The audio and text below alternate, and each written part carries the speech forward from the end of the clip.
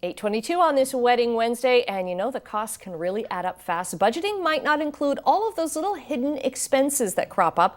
Wedding Belle's editor-in-chief Alison McGill is here with a list of expenses to factor into your wedding day. And I was looking at some of them and I'm like, oh yeah, I forgot that one and this one. There's so many. There is, and I actually curated them down for you today. So good. We could go on for days, but we'll focus on 8 key ones here today. Okay, so let's start off with stationery.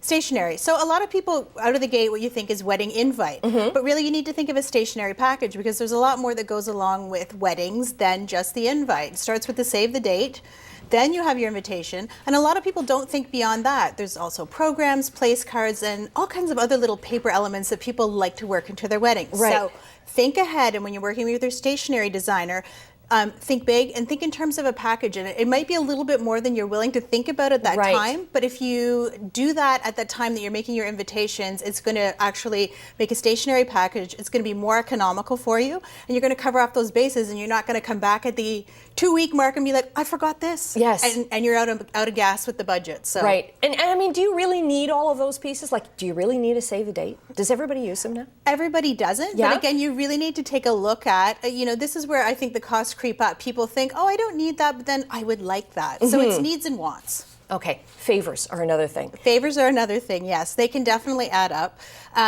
It's nice to send the guests home with a gift. There's many ways that you can look at that and be more economical. DIY is a great way to do that.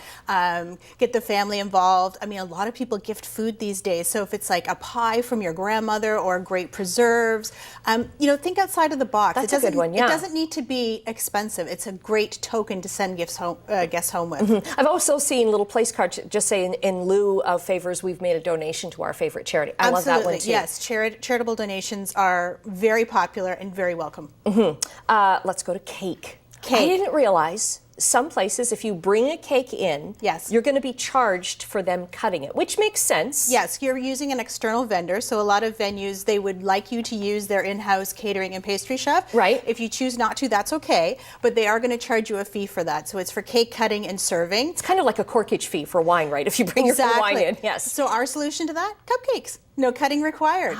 So maybe think outside of the box with your sweets. Okay, accessories are another thing because lots and lots of dresses, because, especially dresses that are strapless, you need the necklace, you need earrings, you need all kinds of things. Yes, so a lot of people are focused on the dress. They don't really think about what's going to go with the dress till a little bit down the road because you're typically not buying all that at the same time. Right. So set a budget for that. If you're going to use a veil, if you're going to have statement accessories, there's lots of great places where you can pick up bargains on those types of items. You might want to borrow them from someone. So there's lots of great ways to save. Right.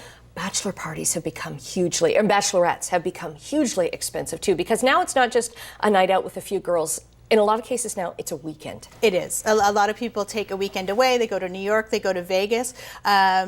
Sometimes friends want to do that and they'll pitch in, and that's a cost that they're footing. But if that's something you want to do, be mindful. Weddings are expensive, and if people are involved in a wedding, it does cost them to be involved in your party. So just be mindful. Right. And thinking about beauty treatments too, because it used to be like, you'd get your nails done and maybe your makeup and your hair. But now people are going the whole gamut, and for good reason. It's a luxury thing. It is, so it's spa days.